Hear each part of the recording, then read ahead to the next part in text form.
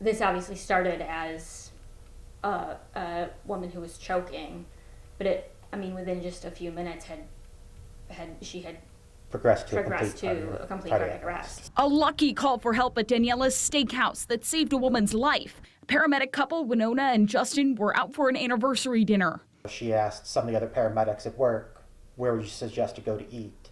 Ultimately deciding on a steak dinner. We just ordered our food and we were just finishing up eating, and there was a lot of commotion over in the corner that we noticed. So initially, once we figured out what the commotion was, she said, I think somebody's choking over there. She eventually went unresponsive and stopped breathing and didn't have a pulse. So we laid her on the ground and I started to do CPR. Finally, after life-saving measures, the woman took a breath, her first in minutes.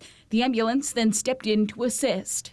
She just left shift, so it was her replacement paramedic that had showed up on scene. On the way there, they're like, he's like, all of a sudden it clicked, like I knew. He's like, that's Winona and Justin there. The takeaway, learning CPR can help save the life of a stranger or someone you love. If you have the opportunity to be able to take the class, renew it every 2 years, because it's 2 to 4 hours of your day, and at the end of the day, it can make a huge difference. Learning those skills is I think, incredibly important for everybody. I don't think that should just be reserved for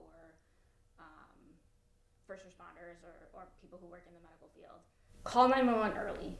An ambulance would much rather be there and have you not need them than to need them and have them not be there yet. You know, if you come back to this specific situation and you think about it, you know, there is a family that still has their mother, their grandmother, their sister, their aunt, their loved one. In Syracuse, I'm Nicole LaFiandra.